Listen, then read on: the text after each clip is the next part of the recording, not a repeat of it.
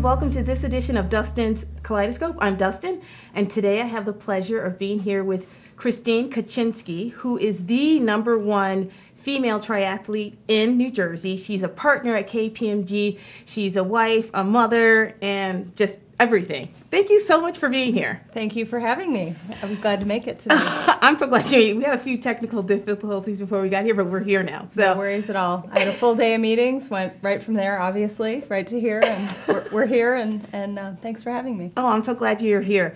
So the reason I have you on here is because you came presented at our run club, and I just thought you had some really great things to say, and I wanted to just talk to you personally so that even more people would be able to gain from what you've learned. So let's get right into the whole triathlon, business. First of all, when did you start? Why did you start? I mean, what prompted you to do this? Sure.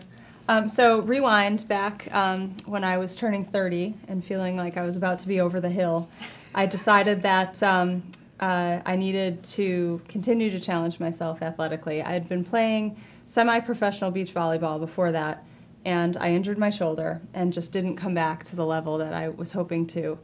And I needed a new sport and a new challenge. And I started running, and a 5K went to a 10K, and a half marathon and a marathon. And I said, that's fun, but I really would like a new challenge. Because running 26.2 miles is not challenging. That was plenty challenging, but that's a long time running. So right. I said, well, let's mix things up a little bit. Okay. Given that I didn't know how to swim at all, I thought triathlon would give me that challenge that I needed to take the athletic background that I had and channel that energy towards something completely different and give myself a chance to succeed or fail at something entirely new as I was getting old. At 30, wow, okay. So you obviously didn't start off like doing a full Ironman triathlon. What were the steps that you took to get you to this point? Sure. So for my 30th birthday year, I spent 8 months training for a sprint triathlon. And I started training in January for an August race. It was the Mrs. T's Chicago Triathlon. Oh, okay. And it was a sprint distance triathlon. So that entailed about half-mile swim, 15, 16-mile bike, and a 5K. So 8 months of training for the sprint triathlon that I did in a two-piece bikini bathing suit, no wetsuit, on my bike that was an old recycled mountain bike, and at least I had a decent pair of running shoes, but that was probably about it. So you didn't have the requisite wetsuit for, I'm sure you were in Lake Michigan, obviously. I was in Lake Michigan. You didn't have the elite bike, not even like you had a mountain bike. I was on a mountain bike, okay, yes. And you had the two-piece suit as opposed to okay. Creating its own challenges entirely. So once you did that, you obviously did well enough where you felt like, this is fun, or what did you feel like after you completed the sprint? My goal in that race was three things. Number one, not to drown. Number two, hope that my bike didn't break during the race. And number three, to finish. Okay. And given that I achieved all of those goals, I was ecstatic, and I wasn't last. So I thought, okay, that was the start of some success. And the thing that you'll notice with something like triathlon is once you do one, you really do get addicted, and then you say, okay, well, how can I do a little bit better? Oh, okay. And that's what led to the next one. Okay. So I want to go back a little bit to when you said you didn't want to drown. So you said you did not know how to swim. So how did you even prepare yourself? You're 30 at this point, and you have to learn how to swim. So what exactly did you do? Well, I got in the pool, and first I started to just self-coach and Okay. read a little bit about swimming, and I had kind of some very basic technique. I'd been swimming in Lake Michigan Okay. on my dad's boat growing up as a kid, Okay. but you don't really swim. That's kind of Right. splashing in the water and maybe jumping on a set of water skis once in a while. Very different. Got in the pool, and first workout was swim one length, walk back to start. Okay. And literally that was my first swim session, and I built up to four lengths back and forth. Okay. And I thought that was great progress. And really it was very slowly building endurance in the pool with pretty subpar form at the time, but building up enough so that I was actually learning how to get myself propelled through the water. I had a series of coaches over the Okay. course of a lot of years, but I will say it took about 13 years before I actually was able to convert my swim from average to actually kind of moving up a few lanes in Really? Masters. Okay. Yeah. Was that because of the coaching technique? Was it just due to experience? What was it due to?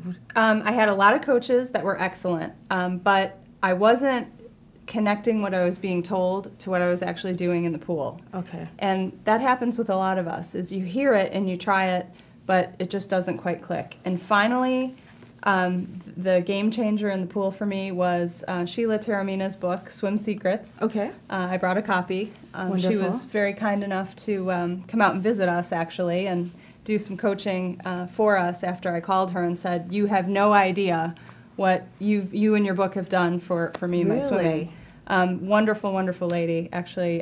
Yeah, 3-time Olympic athlete in triathlon, swimming and pentathlon. So Okay, so she knows what she's talking She about. absolutely does. Okay. Her book breaks down the swimming stroke into the critical elements, and I was missing literally 2 out of many of the different subsets of a freestyle stroke.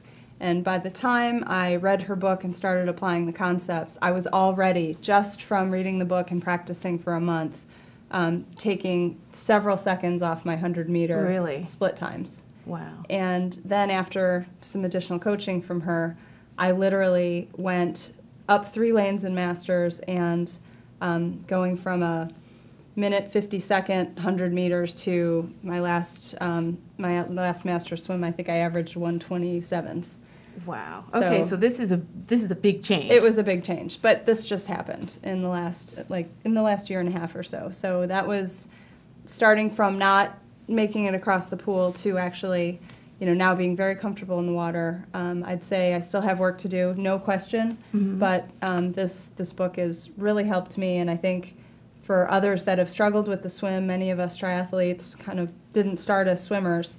So for those of us that don't have the natural technique and weren't growing up with it, I think That's this a great is a book to- really good tool. Okay. Okay.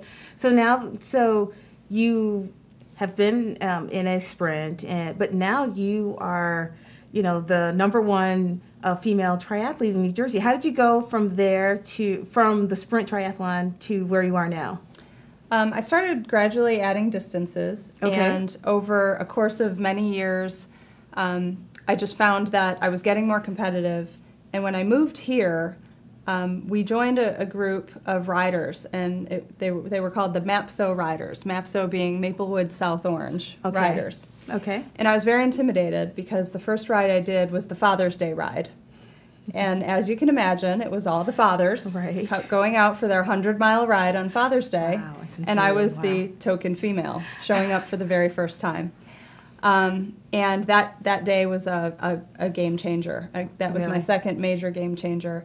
So what I did was push myself well out of my comfort zone, riding with new people and riding with people that were faster than I was. Okay. And my goal, once I got toward the end of that ride, realizing I could finish with the lead group, my goal was to do that every time, or try. And you were able to do that on the first ride out, like to end up with the first. Yeah, I think I finished. I think I did That's- finish with the lead guys. That's on phenomenal. that first Like, ride. for a Centurion, just going out there and doing Well, that. I had trained up for it, so Oh, I didn't okay. just show up from Okay. 0 to 100 miles. But it was a good it was a good way to bring myself out of riding at a comfortable pace within myself and needing to stay on a wheel and keep up, or get dropped and get lost. Got it. Okay. And then be the token chick who showed up for the Father's Day ride and didn't make it home. That would be terrible. Didn't even finish. Okay.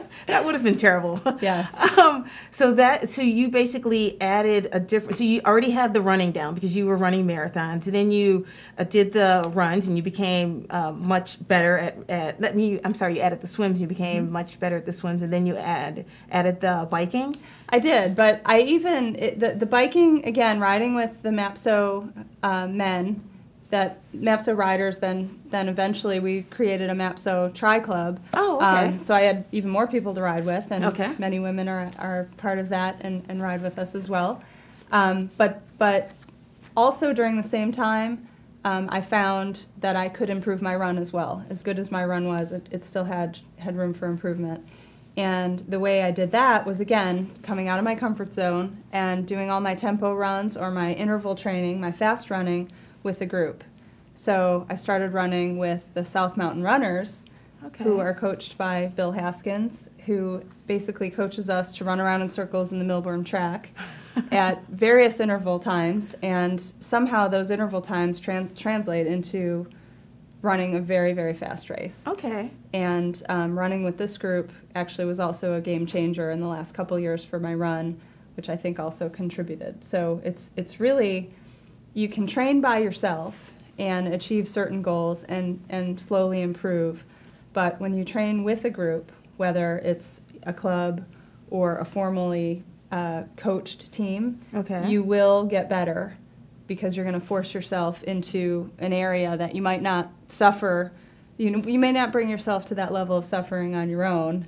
Exactly. But you'll do it with friends. Okay. No, that's a great takeaway, because I think a lot of people have a tendency to think, well, I can do all of these, especially if you're thinking about doing a triathlon, anything like that. Mm-hmm. They have a tendency to think, I can just do it. I can go out and run a little bit, do a few laps, mm-hmm. In the pool, and then ride a few miles. But it, like you said, it isn't until you're actually challenged by a larger group of people that really gets you to the point you want to be. And I'm sure that you feel like, as you said a little earlier, you feel like you can improve in some areas as well. Well, that's true. And think about the runs that you do with the Lifetime Fitness Run Group. You're not going to leave the middle of that run and go home. No. Because you're just a little tired. Right. If you've got the peer pressure of 15 people running alongside of you, and you've got to make it to a destination, right? Exactly. So that's great. So I know we have probably just a few minutes before we break. So I want you to tell us a little bit about, we're going to talk more about your triathlon, but can you tell us about what's up here? Sure. Other than the biggest medal I've ever seen personally. Yes, this is the favorite thing that I have in my house right now, besides my son and my husband, of course. Of course, yes. This is my medal and my trophy from the Ironman World Championships. Okay. Competed in the Ironman World Championships in October of 2013. Okay. And basically that consists of a 2.4-mile swim, a 112-mile bike, and a 26.2-mile run. Okay. And to get there, it is a world championship event that you essentially get to by winning or coming in the top couple of your age group in a qualifying Ironman race. So fortunately, this was my third consecutive year in Kona for the Ironman World Championships, and in this case, third time was a charm, because I did just make it onto the podium, and I took fifth in the world in my age category. So this is what I got to enjoy, and I look at it, both of these things, every day. I would look at these every day, several times a day. We're going to be right back, and we're going to continue on the other side of the break and talk more about what got you to where you are today. So this is Dustin's Kaleidoscope, and we'll be back in about 2 minutes.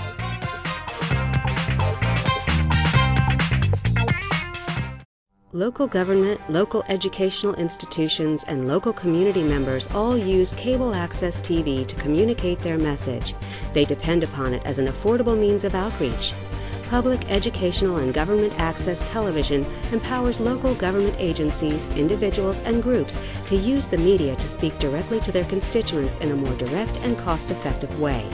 Make sure everyone has a voice. Support your local PEG channels.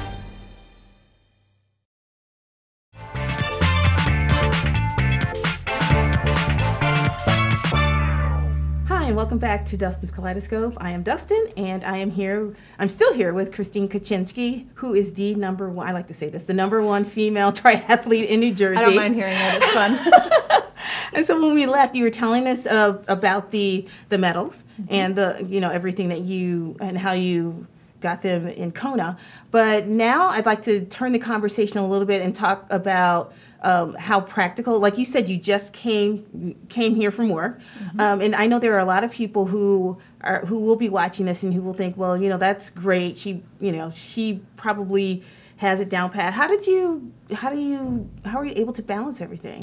Sure. So, because you're a partner too, I should mention, at KPMG, so it's you have a lot of responsibilities. That is very true, and I take that just as seriously, if not more, than my triathlon success. So, I truly believe that you can be a high performer both at work and in life, and you can set goals that allow both your work life and your home life to coincide and run in parallel.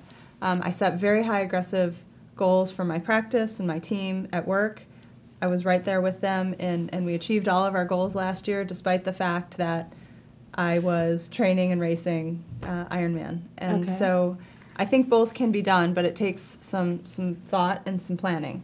So I have a series of tips that I wanted to share with your viewers so that we've got some tangible takeaways. So when we think about what it takes to be a high performer both at work and in life, and not have your husband leave you or your son tell you you're an inadequate mother, a lot of things have to come together. And so here are some things that I do and that I find that work.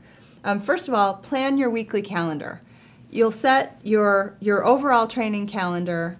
You'll hopefully be able to align that in big picture with major events that you have at work, major things perhaps that are going on with your family, things like weddings and other things that you have to plan around. So take a big picture snapshot of your year and think about the critical milestones, deadlines, and or important events that otherwise are going to be taking up some of your time. And just know that that's got to get built in at a macro level. Then get very granular. Every week you need to write your weekly calendar. And by that I mean you want to get your calendar blocked.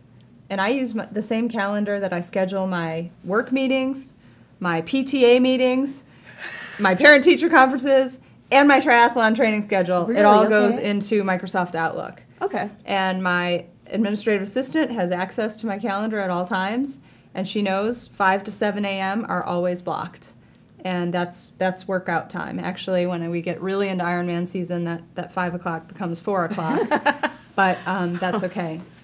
But for most people, 5 to 7 a.m., blocking your calendar, but then very thoughtfully scheduling what that workout is going to be every day, that takes the guesswork out. You don't wake up thinking, what am I going to roll out of bed and do today?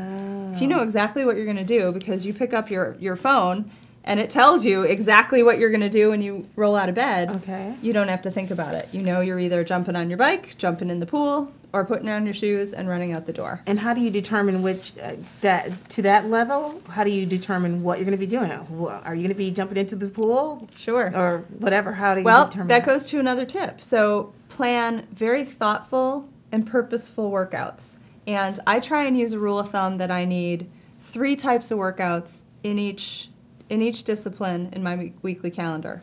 The first workout is a form or technique workout, and that may also satisfy a need to recover from a tough day. So form and technique is one type of workout that I'll build in. Second type of workout is my interval workouts, my tempo workouts, my speed training, so the fast stuff. That's workout number 2. Workout number 3 is my endurance workout, and that's where I'm adding longer and longer distances each week that I do that. And the workout is built in generally 4-week cycles, where for 3 weeks you build up, for 1 week you recover, and then you do it all over again, building incrementally. So that's sort of a focused calendar. And again, everything happens in the morning, and very, very important, you must be starting your workout or almost done with your workout by the time your children are waking up. Because I will guarantee you that if one of them wanders in and you're not out the door yet, and says, well, can you have breakfast with me? Or I'm chilly. Can you wrap me in a blanket and sit on the couch? That is really, really hard to pull yourself away. Right. And get out the door and do the workout. So you really have to be disciplined and get out. If it's, oh, I'm going to sleep in that extra hour, you really put yourself at risk of not quite making it out the door. So that's important. Some days you might have a meeting. So you think, oh, I have a very busy day. Should I skip my workout?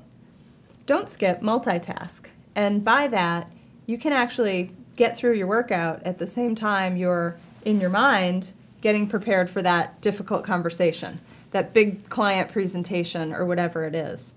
I have some business-related books that I download onto my iPod, and some of those I listen to in a long swim, because I can put my iPod in the pool, believe it or not. Very nice. Or on a long run. I usually don't use that on my bicycle, but there are ways you can be productive and thoughtful and purposeful in your workout and plan ahead as it relates to your work day as well. Okay, and that doesn't distract you when you're listening to something while you're swimming? Well, it depends. So maybe that's your long endurance swim where you are going a long way with minimal breaks and that you need something to keep yourself occupied while you're doing that. And mind you, there's so much technology now. You can be watching your pace on your Garmin 910 XT. You can be following, I have an endless pool actually in my basement, and I just set that on a certain speed, and if I don't keep up, the thing spits me out and I hit the wall in the back. Oh, that's too funny. Okay. Wow. Wow. So there are ways to do it. Sleep is important. I'm so glad you mentioned. I was about to ask you about that, so I'm sorry, go ahead. Yeah, no, that's okay. If you've got a late night, that getting up early is sometimes counterproductive.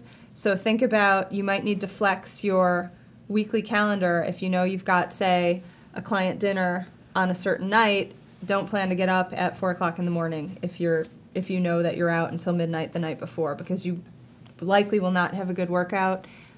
Or later on, that could catch up to you in the form of overall fatigue and injury. So keep that in mind too when you're planning your schedule. So for people who are watching who would think, well, I'm going to bed at midnight, but I need to get up at 5 in order to go on the run with the group, you would say it's perfectly fine just to sleep in, just because it's probably better for you to have adequate sleep as opposed to just being tired, or do you work through it, or how do you? I think you've got to plan that week. So if you know you've got a bunch of critical workouts, you probably want to try and avoid multiple nights in a row of late nights. And again, when I said to plan your macro calendar, if you know you've got a series of events that are going to keep you out late for a week, well, build that into the overall macro calendar. Maybe that becomes the recovery week of that 4-week training block that I talked about. So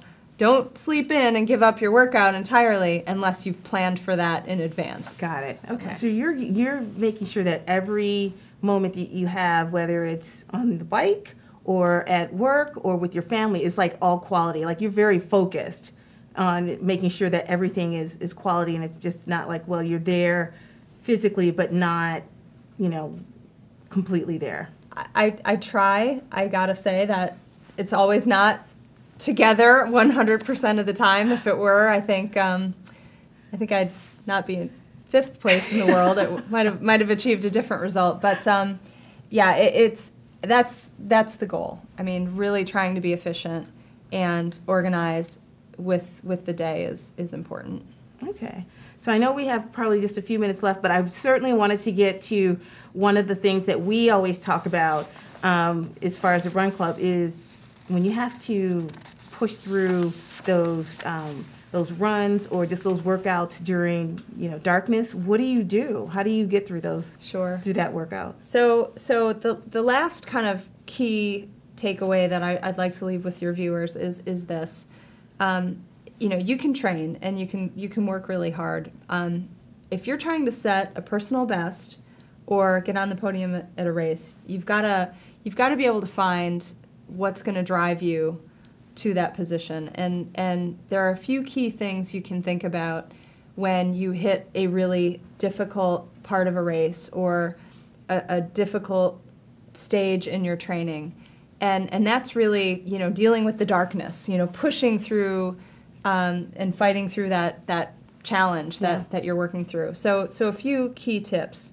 First of all, if you're in a race or in a critical training block, assess your situation. Are you hurting because you might have an injury starting, or are you just really, really uncomfortable? Okay. Know your body and be able to tell the difference, because the worst advice I could give you would be, whatever it is, push through, because certainly, especially as we're all, competing as adults, it is easier to get injured, so you have to be in tune with what's going on with yourself. Okay. So know that, and if you're in a race, you can push through extreme discomfort, but make sure that that you're not dealing with an injury. Okay.